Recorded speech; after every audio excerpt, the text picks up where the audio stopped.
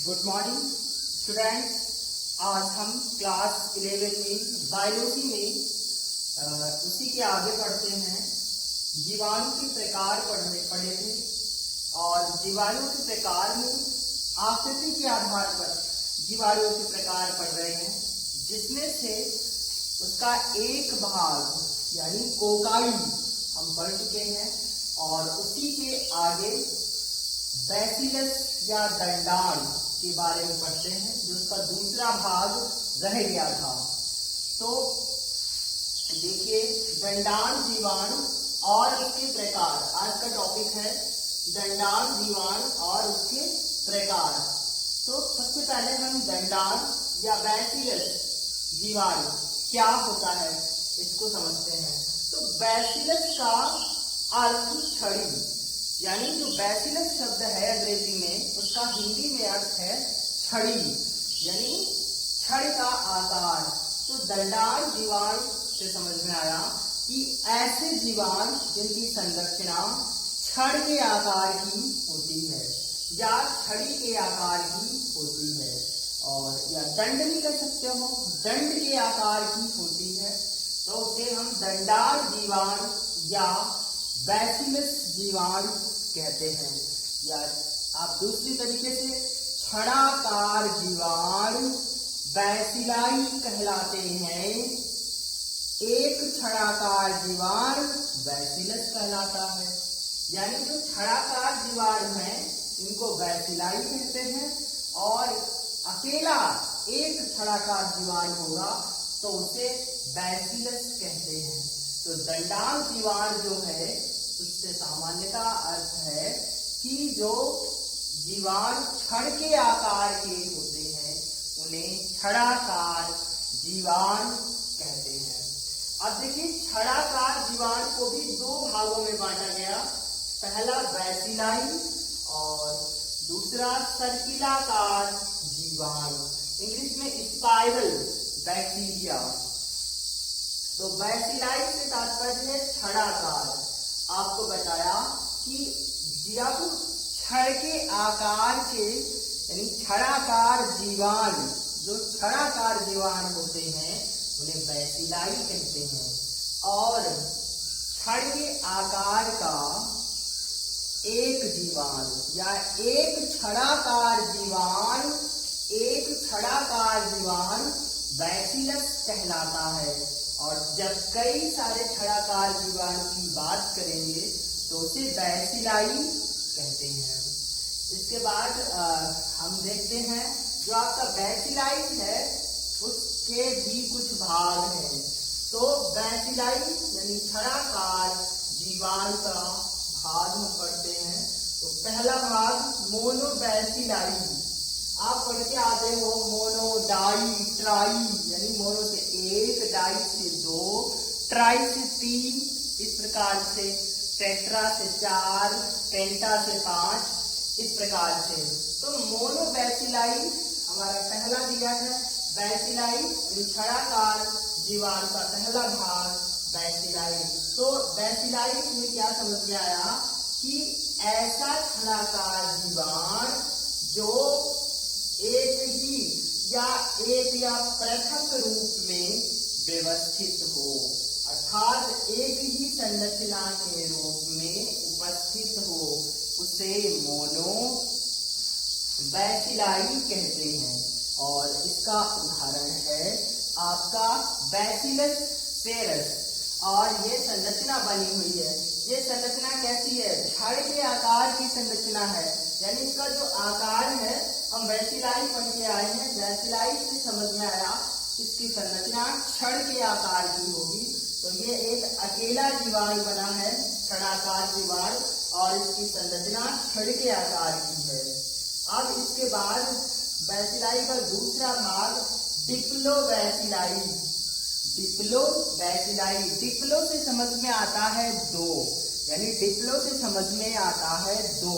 तो डिप्लोबैसिलाई में क्या है कि युग्म यानी कि जोड़े में, या इंग्लिश में कह सकते हो पेयर, युग्म में व्यवस्थित जीवाणु डिप्लोबैसिलाई कहलाते हैं।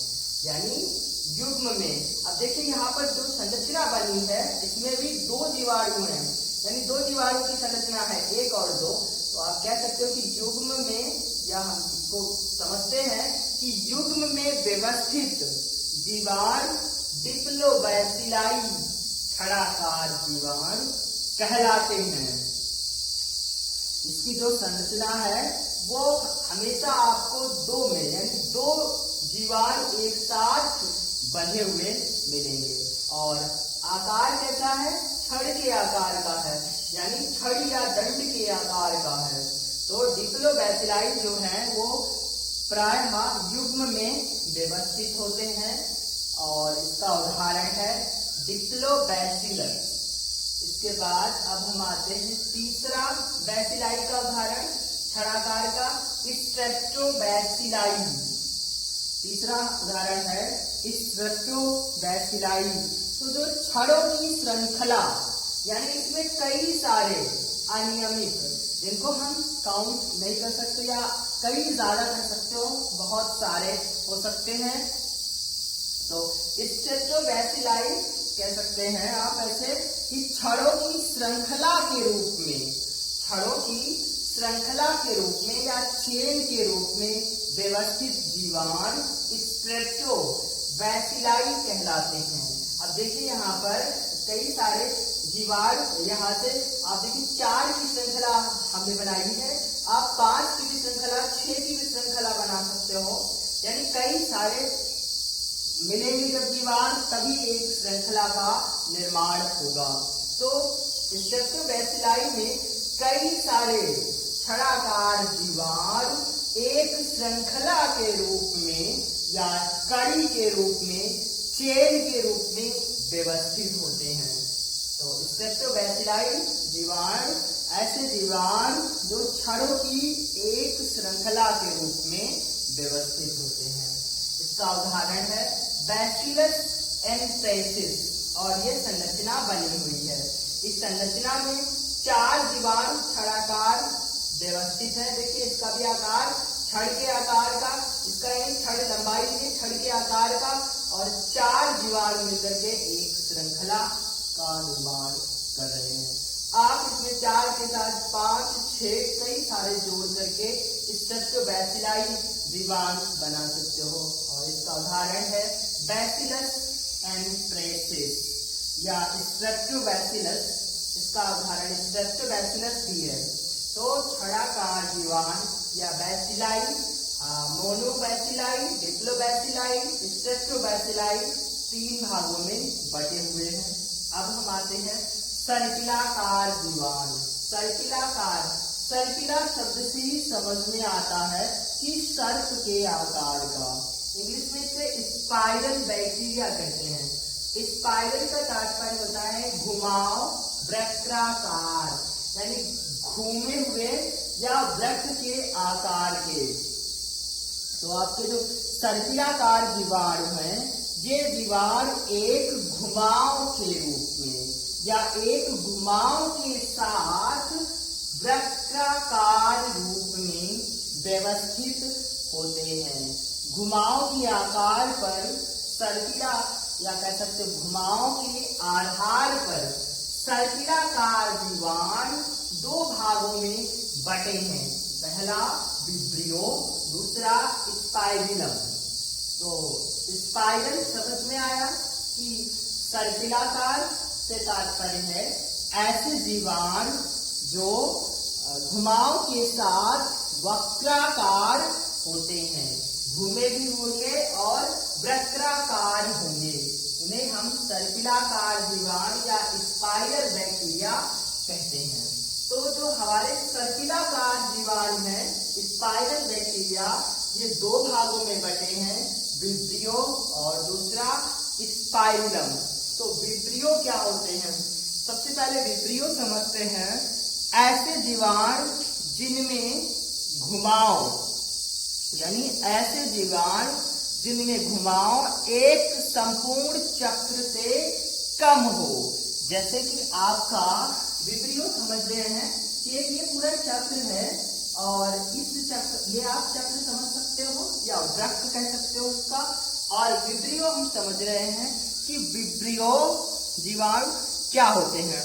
तो ऐसे जीवाणु जिनमें घुमाव एक संपूर्ण चक्र से कम हो, यह आपका संपूर्ण चक्र है और इसका घुमाव कैसा हो, एक संपूर्ण चक्र से कम।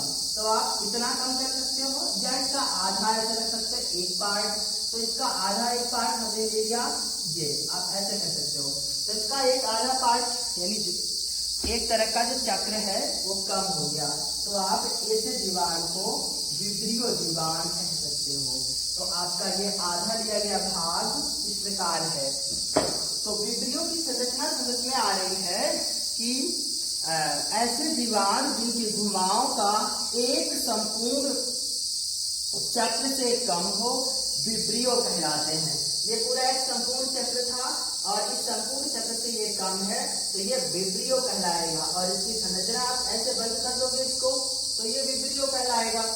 और आप अर्थात इनका जो सामान्यतः अर्थ होता है वो कंपित होता है।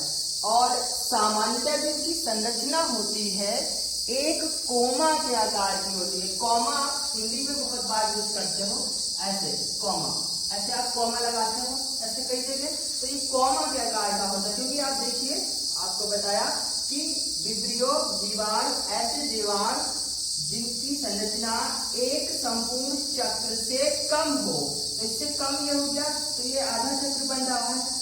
तो विब्रियो की संरचना सामान्यतः एक कोमा के समान होती है। अर्थात कह सकते हैं कि विब्रियो का जो आकार है वो एक कोमा के समान होता है।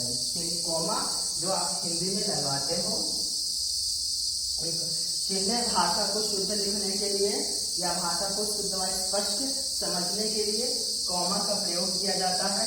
तो कोमा जो हिंदी में प्रयोग किया जाता है उसी के आकार की संरचना विब्रियो कहलाती है। इसका उदाहरण भी है विब्रियो कोमा। तो इसका उदाहरण भी आप जीवाणु का लिखोगे विब्रियो कोमा, और ये आपकी संरचना बनी है कोमा की। यानी विब्रियो सर्पिलाकार जीवाणु में या स्पाइरल जीवाणु में विब्रियो की संरचना देखिए कोमा के आकार का ही बना है। अब यहाँ से इतना ले सकते हो कि ये कोमा दिखाई भी दे रहा है कि संपूर्ण चक्र से इसका घुमाव कम है। यानी कि ऐसे जीवाणु जिसमें घुमाव एक संपूर्ण चक्र से कम हो, विब्रियो कहलाते हैं। अब इसके बाद सर्पिलाकार जीवाणु का दूसरा भाग स्पाइरिलम। स्पाइरिलम समझते हैं क्या होता है। स्पाइरिलम यानी आपका स्पाइरल, आप स्पाइरल पढ़ के आए हो, सर्पिलाकार। स्पाइरिलम से ही समझ में आता है सर्प के आकार का या सर्पिलाकार स्पाइरिलम। तो जीवाणुओं की कुंडलित यानी जीवाणुओं की कुंडलित अवस्था जो एक चक्र से अधिक घुमाव दर्शाती है। यानी जीवाणुओं की कुंडलित अवस्था जो एक चक्र से अधिक घुमाव दर्शाती है। अब देखिए यहाँ पर ये आधा चक्र, फिर ये आधा चक्र, फिर ये आधा चक्र, फिर ये आधा चक्र। यानी इसमें श्रृंग गर्त जैसी, यानी कह सकते हो गर्त श्रृंग गर्त श्रृंग गर्त जैसी संरचना बनी हुई है। अर्थात इसका जो आधा चक्र नीचे, आधा चक्र ऊपर, फिर आधा चक्र नीचे, फिर आधा चक्र ऊपर, इस प्रकार से स्पाइरलम की संरचना व्यवस्थित होती है। तो आप एक लाइन में लिखोगे कि जीवाणु की कुंडलित अवस्था या जीवाणुओं की कुंडलित अवस्था जो एक चक्र से अधिक घुमाव दर्शाती है। जीवाणुओं की कुंडलित अवस्था जो एक चक्र से अधिक घुमाव दर्शाती है। यानी ये चक्र बना है, फिर दूसरा चक्र, फिर दूसरा चक्र, और घूम घूम करके संरचना बनी हुई है। इन्हें स्पाइरिलम या स्पाइक और स्पाइरिला यानी स्पाइरिला भी इसको कहते हैं। यानी जो ये घूम घूम करके या कुंडलित, ऐसे जीवाणुओं की कुंडलित संरचना जो एक से अधिक चक्र में घुमाव दर्शाती है, स्पाइरिला कहलाती है। यानी ये संरचना जो है आपकी स्पाइरिला कहलाएगी। और इसका उदाहरण जो है आपका लिखा हुआ है स्पाइरिलम रूपम, यानी स्पाइरिलम का उदाहरण स्पाइरिलम रूपम। तो हमारे इस प्रकार दंडाणु जीवाणु और इसके प्रकार तो दंडाणु समझ में आया, ऐसे जीवाणु जो छड़ के आकार के, और दंडाणु जीवाणु को दो भागों में बांटा गया। बैसिलाई सर्पिलाकार जीवाणु। तो बैसिलाई जीवाणु जो होते हैं, बैसिलाई का ही अर्थ होता है छड़ाकार और सर्पिलाकार होता है घुमाव या वक्राकार। और जिसमें से बैसिलाई को 3 भागों में मोनोबैसिलाई, डिप्लोबैसिलाई और स्ट्रेप्टोबैसिलाई में बांटा गया। इसमें मोनोबैसिलाई में एक छड़की आकार की संरचना, डिप्लो में 2 छड़के आकार की संरचना, स्ट्रेप्टो में कई छड़ाकार जीवाणु मिलकर के एक श्रृंखला बनाते हैं। और सर्पिलाकार जीवाणु को 2 भागों में बांटा गया, विब्रियो स्पाइरिलम।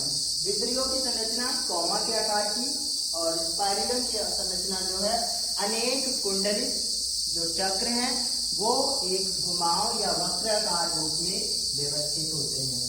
तो इस प्रकार था आपका दंडार जीवाणु और उसके प्रकार।